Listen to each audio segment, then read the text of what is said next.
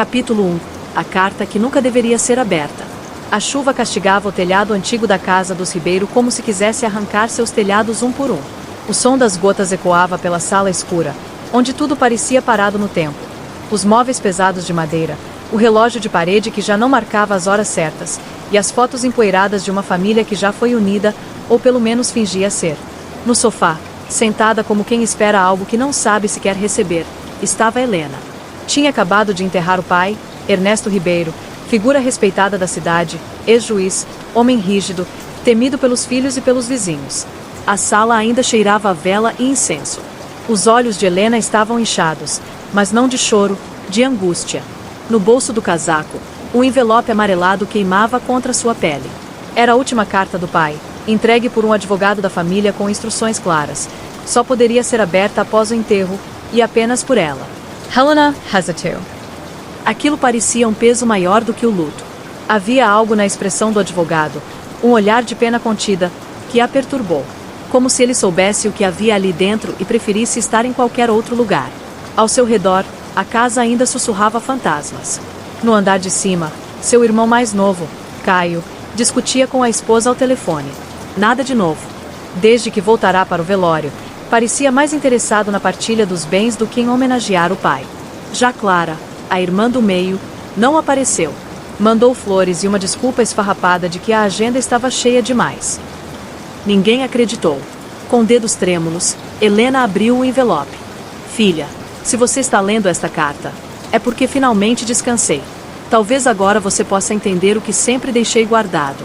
Quero que saiba que amei vocês, cada um do meu jeito. Mas cometi erros. Muitos. E há um segredo que escondi a vida inteira, por medo de destruir o que restava da nossa família. Você não é minha filha de sangue. O resto dessa história não está aqui. Está com alguém que você conhece muito bem, embora não faça ideia do que ela escondeu todos esses anos. Procura a Dona Lúcia. Ela vai te contar o que eu não tive coragem. O papel escorregou das mãos de Helena. Por um instante, ela esqueceu de respirar. A frase ecoava como um trovão dentro dela. Você não é minha filha de sangue. O que aquilo significava? Sua mãe morrera quando ela tinha 10 anos. E agora o homem que a criou, o homem que ela acreditava ser seu pai, dizia que não era. O coração batia tão alto que abafava a chuva. Helena se levantou num impulso, foi até a estante, puxou uma caixa onde o pai guardava documentos antigos. Fotos, certidões, cartas velhas. Vasculhou tudo como quem busca oxigênio debaixo d'água. Mas nada. Nenhuma pista. Nenhum nome além do que já sabia. Dona Lúcia. Só que havia um problema. Dona Lúcia era governanta da casa. Ou tinha sido, até sumir da cidade 10 anos atrás, depois de um desentendimento misterioso com Ernesto. Ninguém nunca soube ao certo o que aconteceu. Um dia ela estava ali, cuidando de tudo como sempre. No outro, desapareceu sem deixar rastros. Helena sentou-se novamente, agora com o corpo inteiro tremendo. Se seu pai mentiu sobre isso a vida inteira, o que mais ele escondeu? E por que essa carta veio só agora? Ela sabia de uma coisa. Não podia contar a Caio. Nemo Clara. Ainda não. Eles usariam isso contra ela. Sempre fizeram isso. Disputas, acusações, rancores velhos. A família Ribeiro era um castelo erguido sobre segredos. E agora, uma rachadura profunda começava a se abrir. Helena apertou o envelope contra o peito. No fundo, ela sentia. Isso era só o começo. Capítulo 2. Onde dormem os segredos. Helena não dormiu naquela noite. A carta repousava na comoda do quarto antigo, mas era como se gritasse o tempo todo. A chuva cessara de madrugada, deixando no ar aquele cheiro de terra molhada e silêncio denso. Lá fora, a cidade ainda dormia, mas dentro da casa, tudo pulsava. Às 6 da manhã, ela já estava de pé. Preparou um café forte, passou o líquido amargo pela garganta como quem engole verdades difíceis. Depois, foi até a garagem e entrou no carro. Não avisou a ninguém. Deixou apenas um bilhete na mesa da cozinha. Volto em breve. Não me liguem. Helena não sabia exatamente onde procurar Dona Lúcia. A governanta morava, anos atrás, numa casa simples no bairro de Santa Cruz, a meia hora dali. Era um lugar humilde, de ruas estreitas, onde todos se conheciam. Talvez alguém soubesse onde ela tinha ido. O bairro estava igual. As mesmas padarias acinzentadas, os portões com grades enferrujadas, os vizinhos sentados em cadeiras de plástico, observando a vida passar. Helena estacionou diante da casa número 47, onde lembrava ter ido quando criança, acompanhando o pai para deixar cestas de Natal ou pagar alguma ajuda extra. Bateu no portal. Uma senhora idosa, de rosto inchado pelo tempo e olhos atentos, apareceu. Bom dia. A senhora conhece ou conheceu Dona Lúcia? Ela morava aqui, acho que até os 10 anos atrás. A mulher franziu a testa, puxando da memória um nome que parecia vir de longe. Lúcia? Lúcia da casa do juiz, né? Disse, por fim. Conheci sim. Era boa moça, trabalhadeira. Mas foi embora de repente. Só lembro que, antes de ir, ela brigou feio com o patrão. Saiu daqui chorando, nunca mais voltou. A senhora sabe para onde ela foi? A mulher fez que não com a cabeça. Mas hesitou, como se lembrasse de algo importante. Tem uma menina que pode saber. A neta dela. A Gabi. Na época, era só uma pirralha que passava férias aqui. Agora é moça feita. Trabalha no Hospital São Bento, na recepção. Vi ela esses dias. Helena agradeceu, voltou ao carro com o coração disparado. O nome Gabi não lhe era estranho. Talvez tivesse visto alguma foto em álbuns antigos. Mas a ligação era fraca, e ainda assim, era a única pista que tinha. No Hospital São Bento, uma recepcionista jovem de olhos castanhos e uniforme vinho sorriu com educação. Bom dia. Posso ajudar? Você é a Gabi, neta da Dona Lúcia. A menina regalou os olhos, surpresa. Sou. Quem está perguntando? Meu nome é Helena Ribeiro. Minha família contratou sua avó por muitos anos. Eu preciso muito falar com ela. O semblante da moça endureceu. Ela não gosta de falar sobre aquela casa. Quando a gente tocava no assunto, ela mudava de humor. Ficava triste. Muito triste. É sobre isso mesmo que preciso falar. Meu pai morreu. E deixou uma carta. Disse que minha história está com ela. Gabi desviou o olhar por um segundo. Suspiro. Ela está morando no interior agora. Em Santo Lázaro. Uma cidadezinha pequena, perto da divisa. Vive numa casa simples, com meu tio. Posso te passar o endereço. Mas, prepare-se. Seja lá o que ela tenha guardado, não foi leve. Eu vi minha avó mudar de pessoa depois que saiu da sua casa. 2 horas depois, Helena estacionava numa estradinha de terra, diante de uma casa branca com varanda de madeira. O céu estava limpo, o sol ardia sem piedade. O lugar tinha cheiro de lavanda e silêncio. Ela desceu do carro. Caminhou até a porta. Bateu. Quando a porta se abriu, foi como se o tempo voltasse. Dona Lúcia estava ali. Mais velha, claro. Mais curvada. Mas os olhos eram os mesmos, escuros, intensos, cheios de coisa não dita. Ao ver Helena, empalideceu. Sabia que um dia você viria, disse, antes mesmo de ser cumprimentada. Eu rezei para esse dia não chegar. Mas ele chegou, né? Helena apenas assentiu. Meu pai me deixou uma carta. Disse que a senhora sabia a verdade. Que eu não sou filha dele. Lúcia a encarou por longos segundos. O silêncio entre elas era grosso como pedra. Não, minha filha. Você não é filha dele. Mas o que você não sabe é que você também não é filha da mulher que te criou. Helena Cambelia. A varanda pareceu girar por um segundo. Como assim? Cicero. Você está dizendo que você foi trocada. No hospital. Na maternidade. E seu pai sabia disso. Desde o início. Capítulo 3. O nome dela era Rebeca. Helena sentou-se devagar na cadeira de palha da varanda.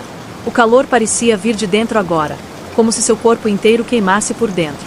Dona Lúcia observava cada movimento seu com olhos pesados, como quem já conhecia aquele tipo de dor, a de quem descobre que tudo o que acreditava ser verdade era, na verdade, uma farsa cuidadosamente construída.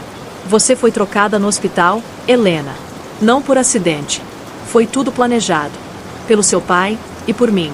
A frase cortou o ar como uma navalha. Helena sentiu o estômago revirar. Pelo meu pai e por você? Sussurrou, sem acreditar. Por quê? Dona Lúcia passou as mãos trêmulas sobre os joelhos, como se buscasse coragem num gesto antigo. Sua mãe, a mulher que você conheceu como sua mãe, ela não conseguia mais engravidar. Já tinha perdido 3 filhos antes de você. Estava emocionalmente destruída. E o doutor Ernesto? Ela respirou fundo, evitando o nome. O doutor não suportava a ideia de não ter um herdeiro de sangue. Um nome para deixar no mundo. Obrigado. Ele não queria adotar. Queria um filho legítimo. Era uma obsessão. Helena balançava a cabeça devagar, como quem tenta afastar um pesadelo acordada. Mas eu não sou filha deles. Nem da minha mãe. Então, de quem?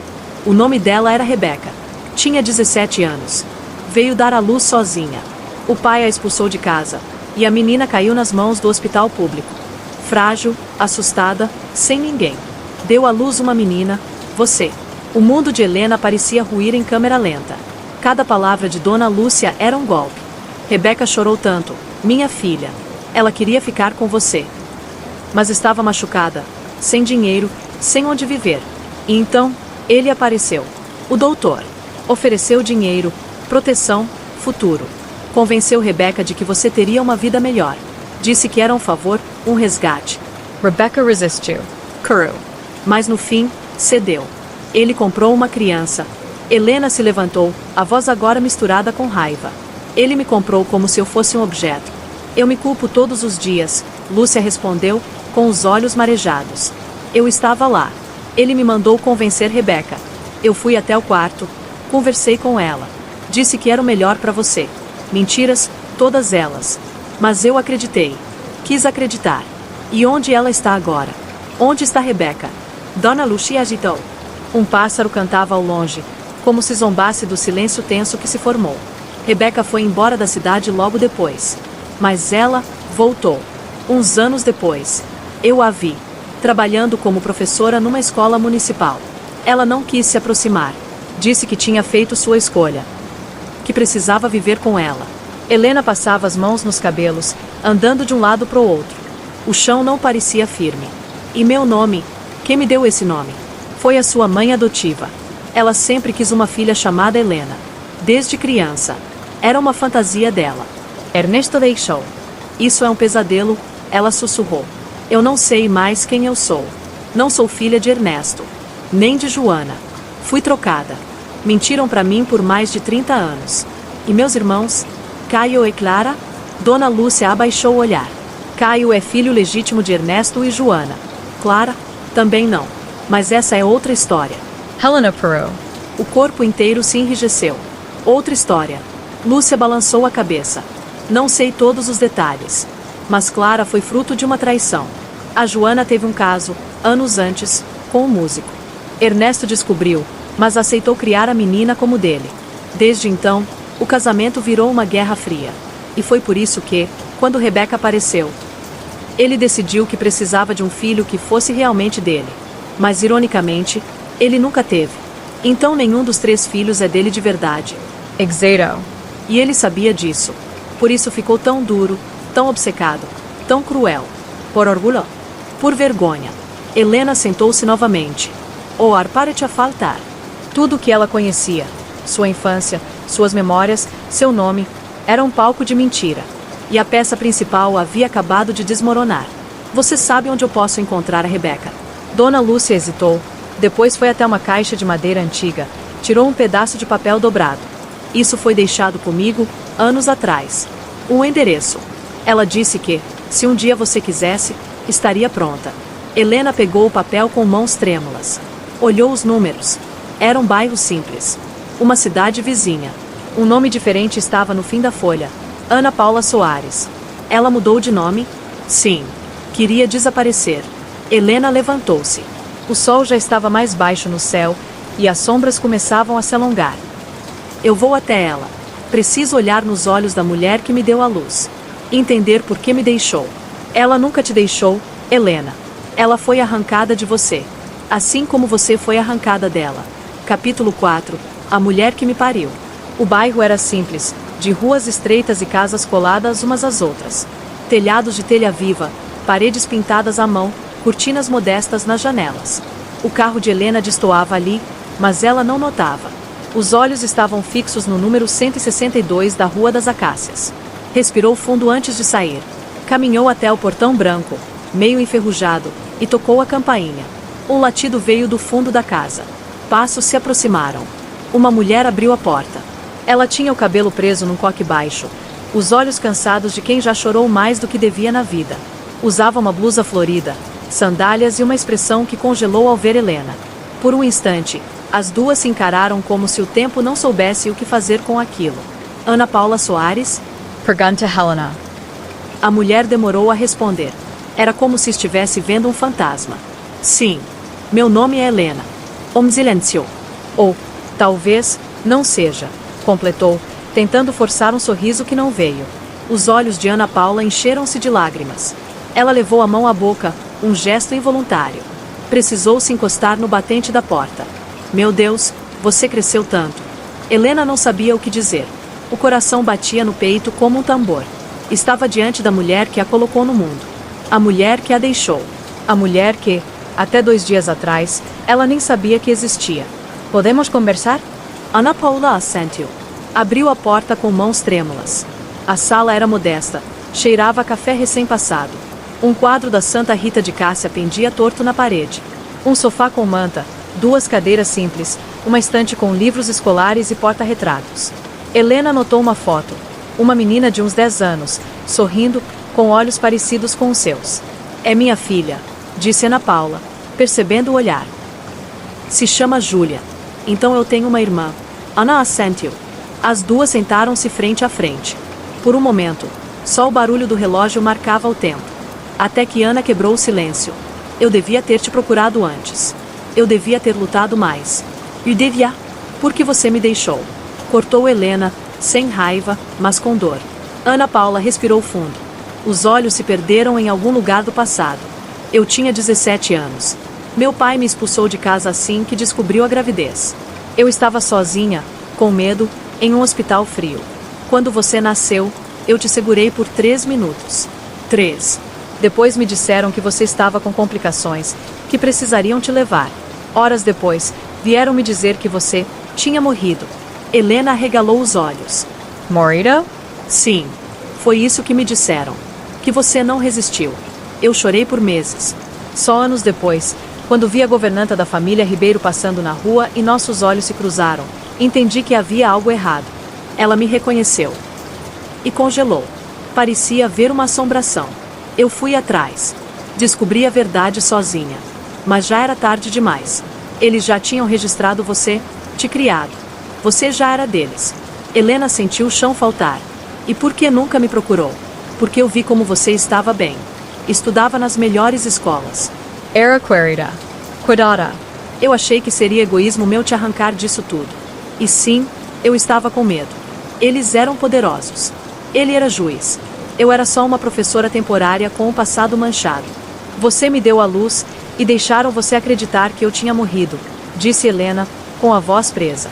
Ana assentiu, as lágrimas já escorrendo pelo rosto.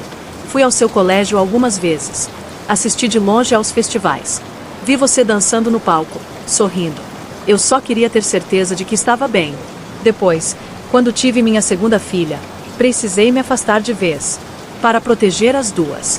Mas nunca passei um dia sem pensar em você. Helena estava imóvel. Era muita informação, muita dor acumulada. Um sentimento novo surgia agora. Não mais raiva, mas uma saudade que não fazia sentido. Como se seu corpo reconhecesse algo que sua mente ainda estava tentando entender. Eu tenho tantas perguntas, e eu tenho tantas culpas. E se eu tivesse crescido com você, como teria sido? Talvez pior, talvez melhor. Mas nunca saberemos. Silencio. Você me perdoa? Ana pergunta. Helena não respondeu. Levantou-se. Foi até a janela. Lá fora, o sol tocava as plantas do pequeno jardim. Tudo era simples, mas vivo. Real. E, pela primeira vez em muito tempo, ela sentiu algo próximo de verdade. Eu não sei. Ainda não. Mas eu estou aqui. E isso já é alguma coisa, não é? Ana assentiu, enxugando os olhos. É tudo. Capítulo 5. Clara não é quem diz ser. Era fim de tarde quando Helena estacionou o carro em frente à casa da família. As janelas estavam fechadas, como se a casa também estivesse em luto. Mas agora, não apenas pela morte do patriarca, e sim por tudo que ele deixou explodir depois de partir. Ela havia passado os últimos 2 dias tentando assimilar tudo. Ainda não sabia como contar à nova irmã, Júlia, que era parte de uma história confusa, fragmentada, violenta. Ainda não sabia se queria contar. Ainda não sabia, nem mesmo, como chamar Ana Paula. Mãe. Rebecca? Ana? Preferiu guardar o nome no peito, por enquanto. Como quem segura um cristal rachado e tem medo de tocar com força. Ao entrar na casa, Encontrou Caio sentado à mesa da cozinha, com papéis espalhados. Enfim apareceu, disse ele, sem olhar.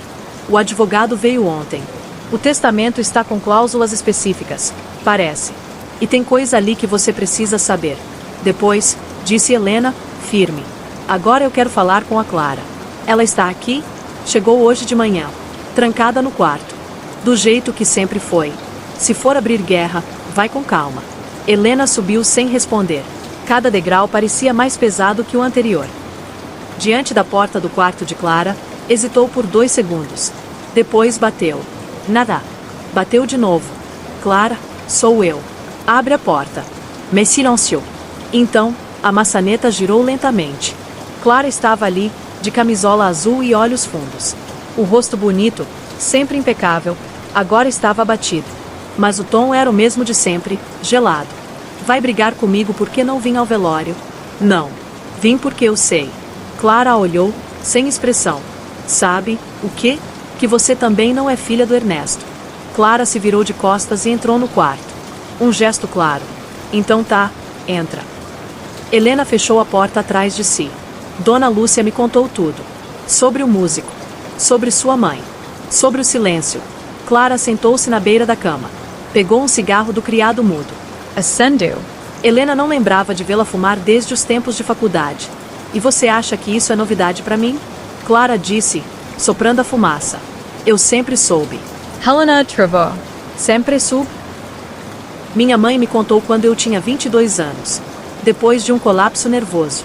Disse que me amava, mas que Ernesto nunca me perdoou. Que só me tolerava por aparência. Aquilo me destruiu. E, depois de saber, tudo fez sentido. Os silêncios dele. A Frisia. Os olhares. E por que nunca me contou? Porque você sempre foi a filha perfeita. A que ele tratava bem. A que ganhava os elogios. Eu morria de inveja de você, Helena. Achava que era a queridina. Nunca imaginei que você também era de fora. Eu sou ainda mais de fora do que você, disse Helena, com amargura. Fui trocada na maternidade. A mulher que me criou nem era minha mãe. Nem Ernesto. Nem Joana. Clara parou. O cigarro tremia entre os dedos. Você tá brincando. Descobri tudo. Tenho o endereço da minha mãe biológica. Fui até ela. Vi minha irmãzinha. Vivi o que poderia ter sido minha vida. Ou o que ainda pode ser. Eu não sei mais de nada, Clara. Um silêncio se instalou entre as duas. Pela primeira vez em muitos anos, estavam no mesmo lugar, frágeis, quebradas, sem máscaras. Sabe por que eu sumi do velório? Disse Clara, de repente. Porque achei que não aguentaria ver aquele caixão sem cuspir. Ernesto me destruiu por dentro. Me fez acreditar que eu era um erro ambulante. E a mamãe, bem, ela me amava, mas era fraca. Não teve forças para me proteger dele. Helena se sentou ao lado da irmã. Pela primeira vez, sentiu empatia real por ela. Somos 2 peças fora do tabuleiro, né? 2 peças que o rei manipulou para manter o castelo de pé. O castelo caiu, disse Helena. E agora a gente vai ter que descobrir quem somos fora dele. Clara apagou o cigarro. Virou-se para a irmã. Tem mais uma coisa que talvez você precise saber. Algo que ouvi anos atrás, sem querer, numa conversa entre papai e Dona Lúcia. Eles falavam sobre uma conta bancária em nome de uma terceira pessoa. Um nome feminino. E uma transferência de dinheiro recorrente. Quem? Eu não consegui ouvir tudo. Mas me lembro de um detalhe. Ele chamava a pessoa de menina. Como se fosse jovem demais para estar envolvida. Talvez. Uma filha. Clara Asensio. Talvez. Talvez alguém ligado a ele de outra forma. Mas se você acha que os segredos acabaram, Helena, ainda tem muito por vir. Capítulo 6. O Testamento Oculto. A sala de reuniões do escritório de advocacia Silveira, Tavares e Associados estava cheia de um silêncio tenso. Helena, Clara e Caio estavam sentados lado a lado, mas havia quilômetros de distância entre seus olhares. A mesa de mogno refletia os rostos fechados, os punhos cerrados, os corações à beira de erupção. O advogado, Dr. Hélio Silveira, era um homem meticuloso, de voz firme e gestos controlados. Havia representado Ernesto por mais de 20 anos. E naquele momento, trazia nas mãos o envelope pardo com o título manuscrito: Testamento de Ernesto Ribeiro. Como vocês sabem, começou ele, tirando os óculos, este testamento foi atualizado há pouco mais de 6 meses. Seu pai solicitou alterações discretas, mas muito específicas, e exigiu confidencialidade total. Helena sentiu o estômago apertar. 6 meses atrás. Era o período em que Ernesto parecia mais introspectivo. Lembrava de vê-lo andando pelos corredores à noite, mexendo em papéis, murmurando coisas para si mesmo. Ela achou que era a idade, mas agora sabia. Ele estava preparando a bomba. Hélio abriu o documento e começou a ler. Eu, Ernesto Francisco Ribeiro, em plena sanidade mental, determino que, ao partir, meus bens sejam divididos conforme segue. A leitura inicial foi previsível. Valores, propriedades, investimentos. Uma casa de veraneio para Caio, uma galeria de arte para Clara, uma propriedade rural para Helena. Até aí, nada de surpreendente. Mas então veio a pausa. Hélio pigarreou, hesitou e continuou. Aos meus 3 filhos, deixo o direito à partilha do patrimônio com restrição. Só terão acesso integral aos bens após comparecerem, juntos, à audiência marcada para o dia 22 de setembro, onde será revelado o conteúdo da Carta Secreta 17A. Carta secreta? Murmura Caio. O que diabos é isso? Hélio continua. Esta carta contém uma verdade que impacta diretamente o direito de herança de um dos beneficiários. Caso se recusem a comparecer ou contestem o conteúdo sem provas concretas, esse herdeiro será automaticamente excluído do testamento. Helena Zenzium Calafrio. E onde está essa carta? Está guardada em cartório. Somente poderá ser lida em audiência oficial, com os 3 presentes, como ele exigiu. Isso é uma armadilha, disse Clara. Uma última manipulação. Ele sabia exatamente o que estava fazendo. Ainda tem mais, disse Hélio, virando a página.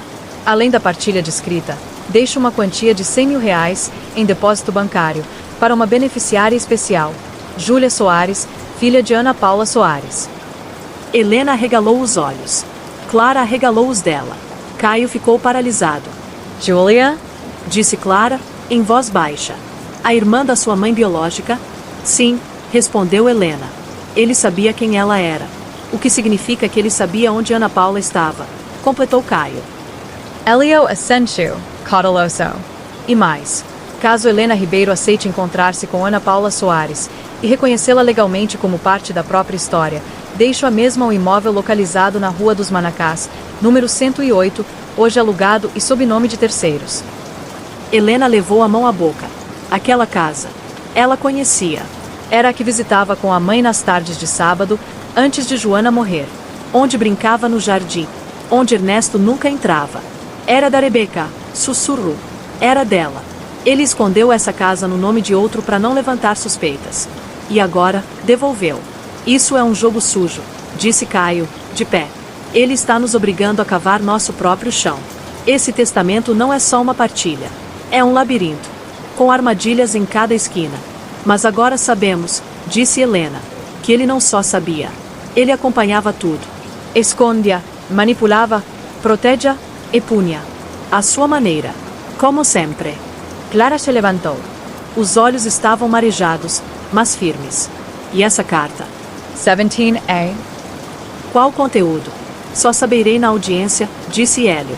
Nem eu tive acesso. O que posso dizer é que há menção a um nome ainda não citado no testamento. Alguém que, segundo Ernesto, muda tudo. Helena Asensio, a Nuka Dealer. Um nome novo. Sim. E há, também, um bilhete anexo, dirigido exclusivamente a você, Helena. O ar saiu dos pulmões dela como se tivesse levado embora o chão. A audiência é daqui a 3 semanas. Até lá, concluiu o advogado, vocês terão tempo de decidir o que fazer com essas informações. No elevador, os 3 irmãos desceram juntos. Em silêncio. Cada um com o próprio incêndio particular queimando por dentro. Ao chegarem no térreo, Clara foi a primeira a falar. Eu vou. À audiência. Quero saber tudo. Até o fim. Caio olhou para Helena. O orgulho ainda ardia, mas algo nele cedeu. Eu também. Helena apenas assentiu. O que quer que estivesse naquela carta, não era só sobre herança. Era sobre legado. Sobre sangue. Sobre identidade. E sobre o que resta quando o último segredo é revelado. Capítulo 7. O nome dele era Raul. A noite caiu sobre a cidade com um peso estranho. Helena dirigia sem música, sem GPS, apenas com a memória de uma conversa abafada que ouvirá anos atrás. Tinha 16 anos, estava no quarto, quando ouviu a mãe aos sussurros no telefone. Ele ligou de novo. Não, Ernesto, não posso vê-lo. Ele quer ver a menina. Na época, não entendeu. Hoje, tudo fazia sentido.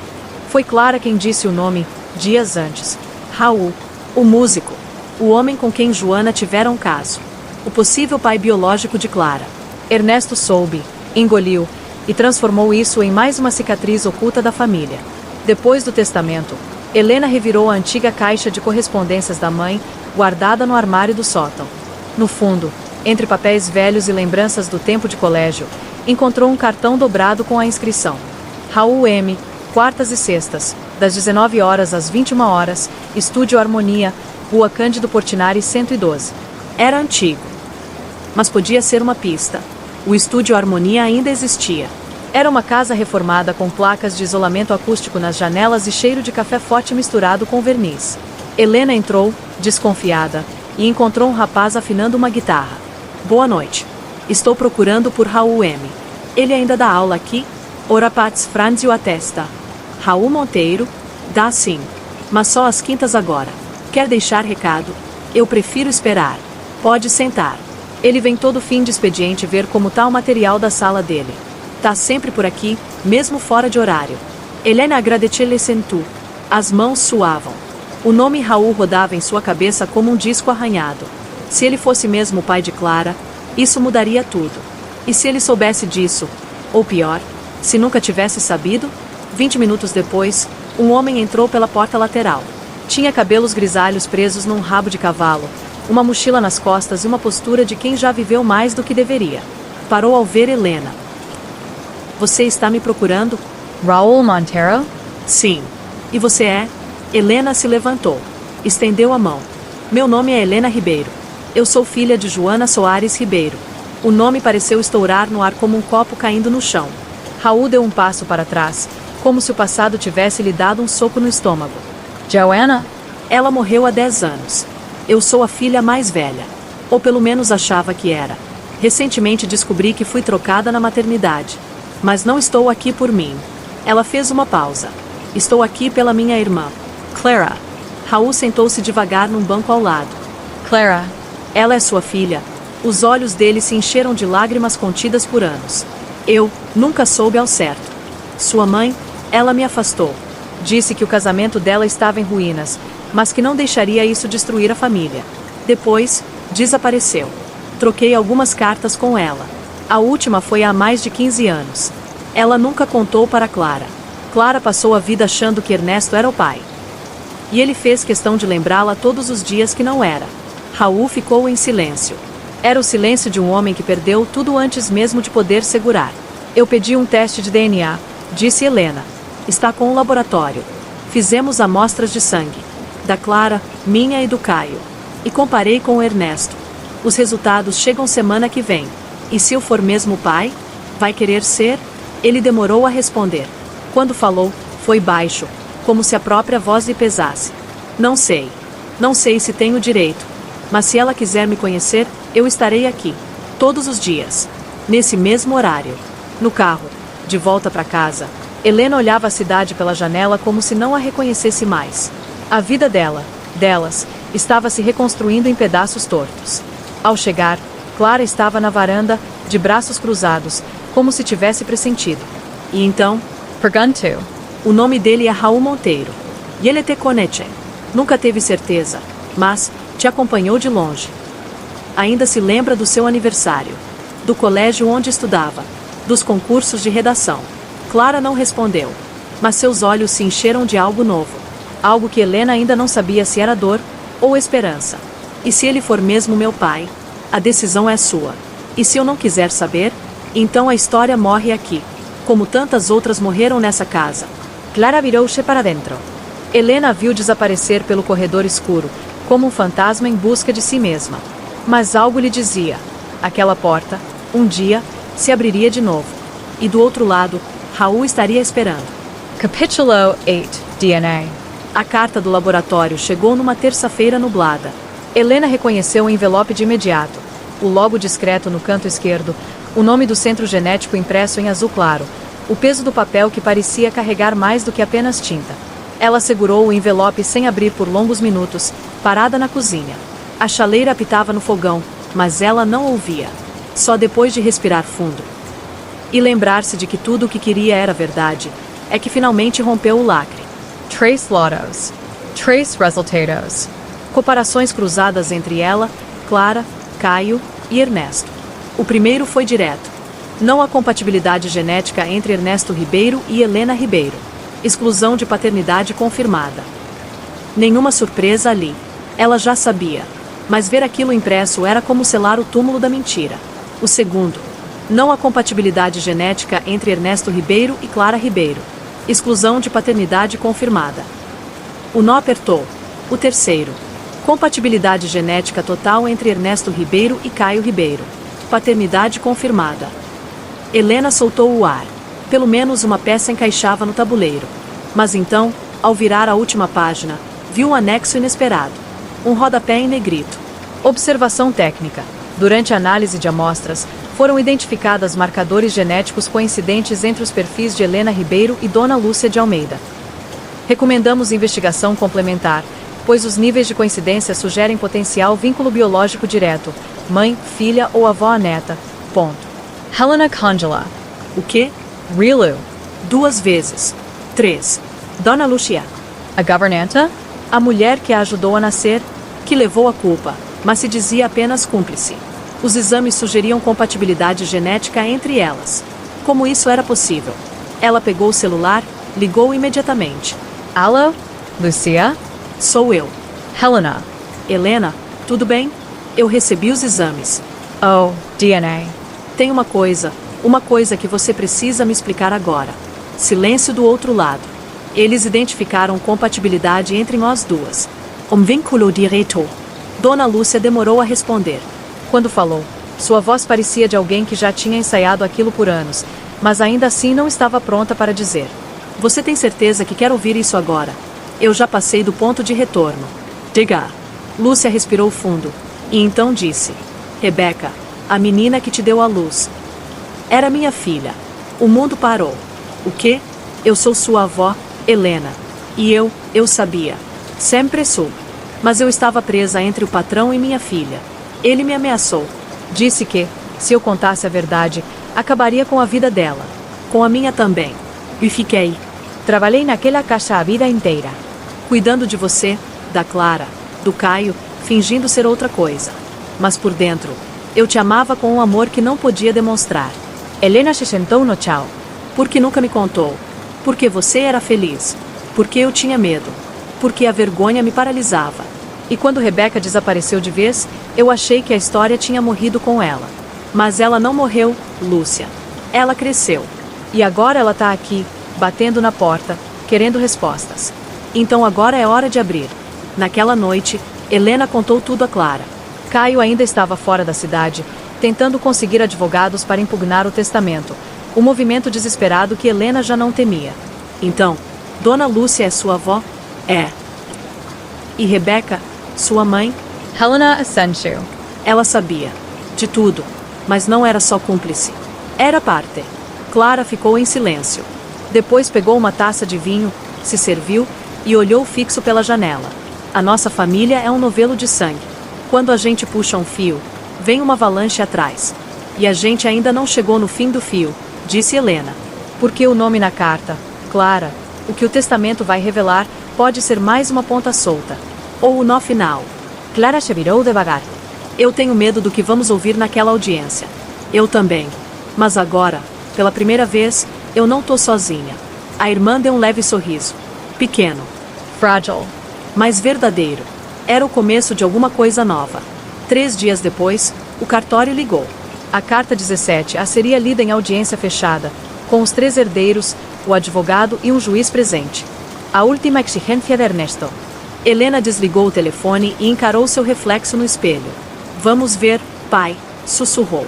O que mais você escondeu? Capítulo 9, Sangue por Sangue.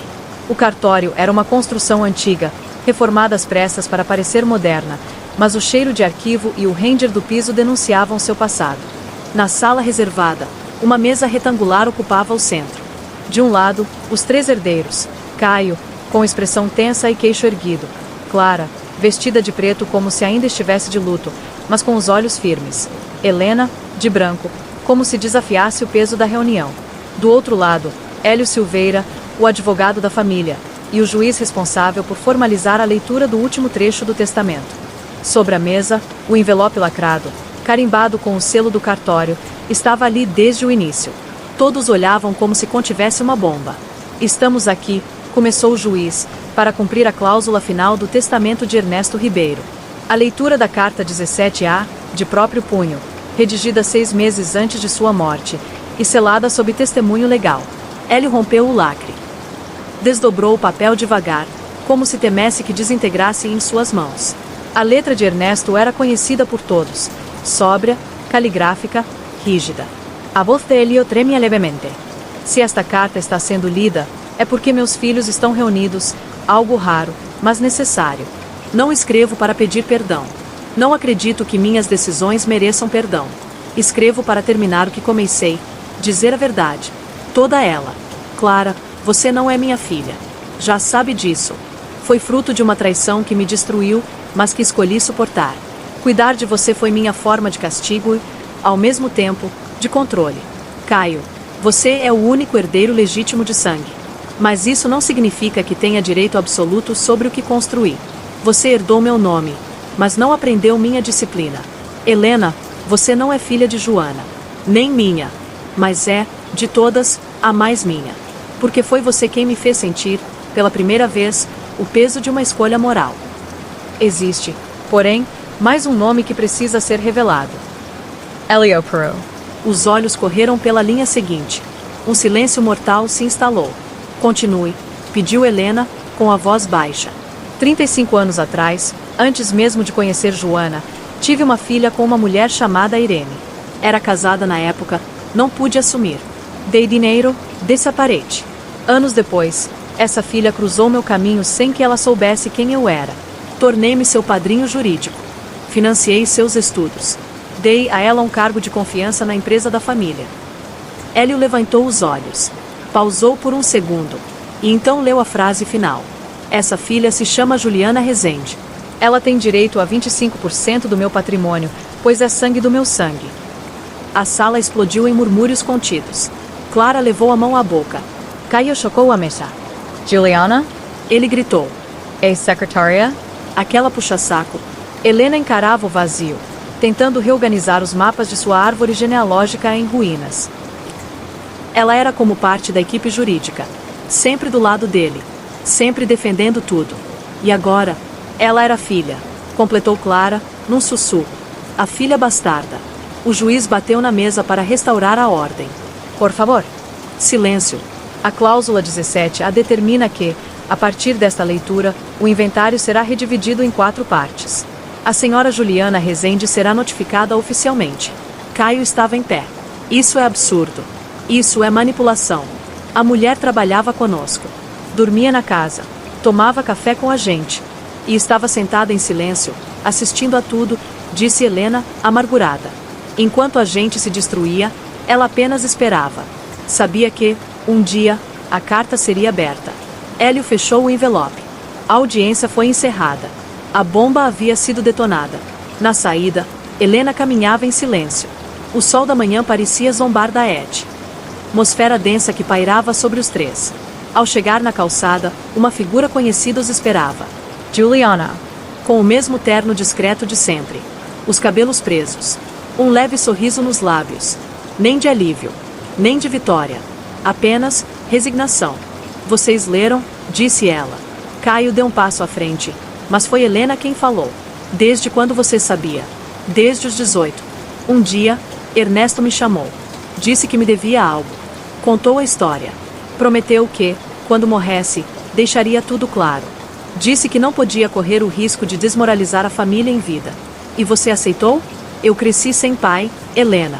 Depois, descobri que o homem que poderia ter mudado isso preferiu esconder a verdade como quem guarda um objeto de vergonha.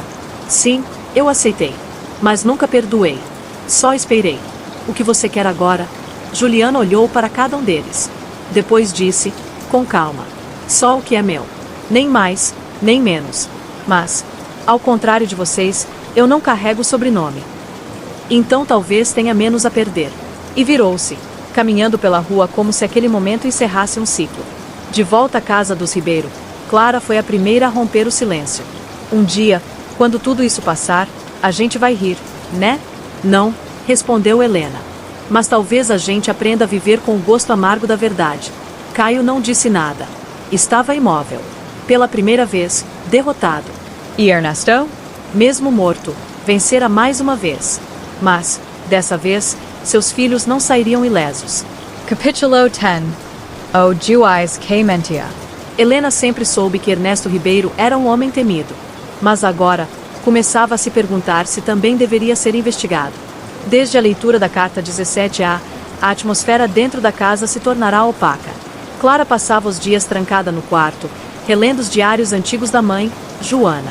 Caio começou a dormir no escritório, afogado em documentos e garrafas de uísque. E Juliana, mesmo à distância, já preparava sua equipe jurídica para a partilha. Mas Helena não conseguia simplesmente aceitar. Havia algo que lhe incomodava desde o início. Por que um homem como Ernesto, tão obcecado por controle, deixaria uma revelação tão devastadora nas mãos de uma carta única, sujeita a ser contestada, esquecida, extraviada? Por que confiar tanto num pedaço de papel, quando sempre confiou apenas na lei? Foi essa inquietação que a levou de volta ao escritório de Hélio Silveira. Helena, já passamos por tudo. O testamento foi legal, a carta registrada, e o juiz designado cumpriu a vontade de seu pai à risca. Exato. Arrisca demais. Não lhe parece estranho? Nenhuma contestação? Nenhuma exigência de confirmação? Só leitura e cumprimento imediato. Hélio se recostou na cadeira. Pela primeira vez, pareceu desconfortável. Ernesto era juiz. Tinha bons relacionamentos. Os cartórios o tratavam com reverência. Eu seguia as ordens que ele me deu. E nunca se perguntou se havia mais de uma carta. Silencio. Hélio? Ele hesitou. Depois, levantou-se, foi até uma estante, puxou uma pasta antiga e a colocou sobre a mesa. Houve, sim, mais de uma carta. 3, na verdade. Mas ele exigiu que só a 17A fosse oficializada. As outras 2 ficaram comigo. Disse que seriam apenas para eventuais emergências. Nunca entendi, mas nunca questionei. Helena estendeu a mão. Eu quero ver. As 2 cartas adicionais estavam ali, dobradas e carimbadas, mas com selos diferentes, 17B e 17C. Hélio entregou as 2 com relutância. Helena abriu a primeira. Carta 17B. Caso a leitura da 17 a provoque oposição ou movimento jurídico de contestação por parte de Caio Ribeiro, autorizo a revelação do contrato de transferência feito em nome de Hernán Calderón, estrangeiro que movimentou fundos da empresa Ribeiro e Associados durante 4 anos com identidades falsas. Tal contrato foi assinado e autorizado por Caio, sem meu consentimento. A revelação disso o descredencia moralmente como herdeiro direto. Helena regalou os olhos. Isso é grave. É chantagem preventiva, disse Hélio. Ele criou mecanismos de controle até depois da morte. E o contrato existe. Existe. Está no cofre. Ninguém nunca soube. Se isso vier à tona, Caio pode perder o direito à herança. Helena passou para a carta 17C. Carta 17C. Se Juliana Rezende contestar a herança deixada a Helena Ribeiro, revelo aqui que ela não é a única filha bastarda. Em 1990, tive outra filha com uma mulher chamada Silvia Alencar. Essa filha foi registrada por outro homem, mas é sangue meu. Há exames laboratoriais na pasta 43J do meu arquivo pessoal. Não quero que esse nome venha à tona. Mas, se for necessário, use-o para equilibrar o jogo. Helena fechou os olhos. Isso é monstruoso. Isso é Ernesto, disse Hélio. Um homem que nunca confiou em ninguém. Nem na própria família. Mas que sabia jogar como poucos. E onde está essa pasta 43J? No antigo cofre da casa de campo. O mesmo onde ele guardava documentos da época de juiz. Ninguém vai lá desde que ele adoeceu. Helena se levantou. Então é para lá que eu vou. A casa de campo dos Ribeiro ficava a 2 horas da cidade, isolada, cercada por eucaliptos altos e um portão de ferro que enferrujava em silêncio. A última vez que Helena esteve ali tinha 12 anos. Lembra do cheiro da lareira, dos livros grossos na estante, dos retratos da juventude de Ernesto. Era onde ele se sentia mais senhor de si mesmo. Encontrou a chave antiga entre os livros do pai. Entrou. Tudo estava coberto por poeira e mantas. A casa parecia congelada no tempo. No escritório, encontrou o cofre no chão, sob um tapete de couro. Girou a combinação, 032165, a data de nascimento de Ernesto. O trinco girou. Dentro, arquivos. Muitas pastas. Helena Puxu, a Marqueta Como 43J. Dentro, uma folha de papel com timbre hospitalar. Teste de DNA. Compatibilidade positiva entre Ernesto Ribeiro e Bianca Alencar. Nível de parentesco: 99,7%, pai e filha. E, logo abaixo, uma frase escrita à mão. Caso a guerra estoure, está em minha última arma. Helena fechou a pasta. SUA Mentfervia. Ernesto tinha filhos espalhados por todos os cantos. E, pior, deixou rastros, ameaças, armadilhas. Um verdadeiro juiz das próprias sombras. De volta ao carro, Helena mandou uma única mensagem no grupo dos irmãos. Temos que conversar. Hoje, à noite. Sobre Caio. E sobre o que nosso pai ainda escondeu. Ela sabia que a guerra ainda não tinha começado de verdade. Mas agora, com provas nas mãos, ela estava pronta. Capítulo 11, a última audiência. Naquela noite, os 3 irmãos se reuniram na biblioteca da casa dos Ribeiro. A lareira acesa, mais por simbolismo do que por frio, lançava sombras nos rostos cansados. Clara servia Venho.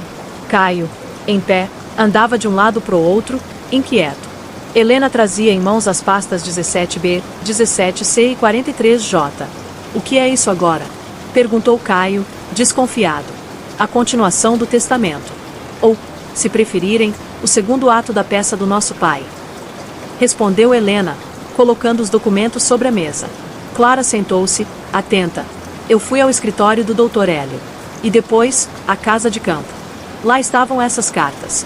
Cartas que Ernesto deixou para o caso de alguém contestar a partilha. Cartas que te envolvem, Caio. Caio arregalou os olhos. Me envolvem como? Helena empurrou para ele a pasta 17B. Ele leu. E empalideceu. Isso é absurdo. Isso foi um erro técnico. Esse contrato foi uma manobra para salvar a empresa. E ele sabia disso. Sabia, disse Clara. Mas guardou como munição. Isso é chantagem, disse Caio, tentando controlar a voz. Post-mortem. Sim, respondeu Helena. Mas é legal. E este documento. Se eu levar isso ao advogado, você pode perder tudo. Silêncio. Clara pegou a segunda carta. Leu. Depois, olhou para a irmã. Mais filhos? Uma garota chamada Bianca. Registrada por outro homem, mas filha de Ernesto com uma mulher chamada Silvia Alencar. Teste de DNA guardado no cofre. Tudo documentado. O que você pretende fazer com isso? Pergunta Clara. Helena se levantou. Caminhou pela sala, como o pai costumava fazer. Agora compreendia por que ele sempre andava ao falar. Era a única forma de não explodir por dentro. Eu tenho 2 opções, disse. Posso levar tudo isso para o cartório. Contestar a herança, incluir novos herdeiros, destruir o nome do nosso pai, abrir uma guerra judicial que vai durar anos. Interrompeu Caio, mordendo os dentes. Ou podemos encerrar isso aqui. Agora. Nós 3. Com o pacto. Clara se inclinou para a frente. Que tipo de pacto? Aceitamos a divisão como está. Com Juliana incluída. Com as propriedades divididas. Sem mais contestações. E selamos um acordo para manter as cartas em silêncio. Enterramos, literalmente, os restos do nosso pai. Caio Bufu. Por que você faria isso? Você que foi trocada na maternidade. Que foi criada numa mentira. Que descobriu tudo. Helena olhou para os 2. Porque eu não quero ser como ele. Porque eu não quero viver o resto da vida com o nome dele preso na minha boca como veneno. Porque a justiça que ele negou a todos nós não vai vir da destruição. Vai vir do nosso fim. Da nossa decisão. Clara, emocionada, assentiu. Eu topo. Todos olharam para Caio. Ele demorou. Muito. Até que disse. Eu, não sei. Eu queria vencer essa disputa. Mostrar que ele me preferia. Que me considerava o único legítimo. Mas agora vejo que, ser escolhido por ele não foi um prêmio. Foi uma condenação. Silêncio. Depois, ele se aproximou da lareira. E atirou a carta 17B no fogo. A chama devorou o papel em segundos. Está feito, disse ele. Que ele queime com seus segredos. Helena pegou a carta 17C e fez o mesmo. Clara rasgou o laudo de Bianca e deixou os pedaços caírem no vinho. E a casa da Ana Paula? Pergunta Clara. Fica com ela. Já é dela. Não quero nada além do que vivi. E a Juliana? Que pegue o que é dela. Ela foi criada sem pai. E teve que conviver com ele calada, vendo os filhos legítimos sendo amados, ou pelo menos reconhecidos. Ela merece algo mais do que vergonha. Os três brindaram. Não pela paz, porque ainda doía, mas pela chance de recomeçar sem carregar os destroços de um nome que já não fazia sentido algum. Naquela noite, dormiram na mesma casa, pela primeira vez em muitos anos. Como irmãos. Não de sangue, mas de guerra. Capítulo 12. A herança do silêncio. 2 meses se passaram. O outono finalmente começava a pintar as árvores da cidade com tons alaranjados e melancólicos. Helena caminhava pelo parque onde costumava brincar quando criança. Sentou-se no mesmo banco em que Joana levava depois das aulas, onde comiam pipoca e observavam os patos no lago. Mas agora, não havia mais Joana. Nem Ernesto. Nem aquela ideia de família perfeita. E, curiosamente, pela primeira vez, ela não sentia raiva. Tinha ido ao cartório naquela manhã. Levou consigo apenas uma folha. O pedido formal de mudança de nome. Não por vergonha, nem por rompimento, mas por decisão. Era hora de parar de carregar o peso do sobrenome Ribeiro. Assinou Helena Soares Alencar, misturando as mulheres que a construíram, Joana, Rebeca, Lúcia, deixando para trás o juiz, o silêncio, a mentora. Juliana atitu sua parte da herança. Não apareceu mais. Mandou um e-mail simples e cordial. Obrigada por manterem a integridade. Espero que todos se encontrem paz. Nunca mais foi vista pelos irmãos. Clara abriu uma pequena editora. Publicou o primeiro livro de contos infantis escritos por ela, com o pseudônimo C.L. Monteiro. Na dedicatória, escreveu: para as crianças que cresceram em silêncio, que hoje podem, enfim, falar. Caio vendeu a casa da praia e foi morar em uma chácara no interior. Helena o visitava de vez em quando. Ele plantava hortelã, lavanda e criava 3 cães. Nunca mais tocou no nome do pai. Dona Lúcia, agora com a saúde mais frágil, passou a morar com Helena. E com Ana Paula. Ou Rebeca, como voltou a se chamar. A convivência entre as duas era cheia de silêncio, mas também de olhares cúmplices, como quem compartilha um fardo velho demais para se repetir. Júlia, a irmã mais nova, vinha brincar na casa aos finais de semana. Helena comprou tintas para pintar o quarto dela de lilás. Ensinou a menina a tocar piano. E, um dia, disse olhando nos olhos: você não é só minha irmã. Você é o começo da minha nova família. Certa tarde, Helena voltou à casa onde cresceu. A casa dos Ribeiro. Estava vazia, prestes a ser vendida. Andou por cada cômodo, como quem se despede de um fantasma. No antigo escritório do pai, encontrou um envelope pardo que tinha escapado da limpeza. Dentro, um recorte de jornal envelhecido. Jovem pianista de 7 anos vence concurso estadual. A foto era dela. Na margem inferior, um bilhete escrito com caligrafia rígida. Ela é melhor do que todos nós. Helena guardou o bilhete. Não com ódio, mas com o respeito silencioso que se tem por ruínas. Não se mora nelas, mas é preciso conhecê-las para não repeti-las. No cartório, ao receber os documentos com o novo nome, o atendente sorriu. Tudo certinho, Senhora Soares Alencar. Helena pegou a papelada. Agradeceu.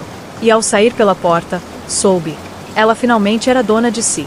O silêncio, aquele que tanto foi usado como arma, agora era só paz.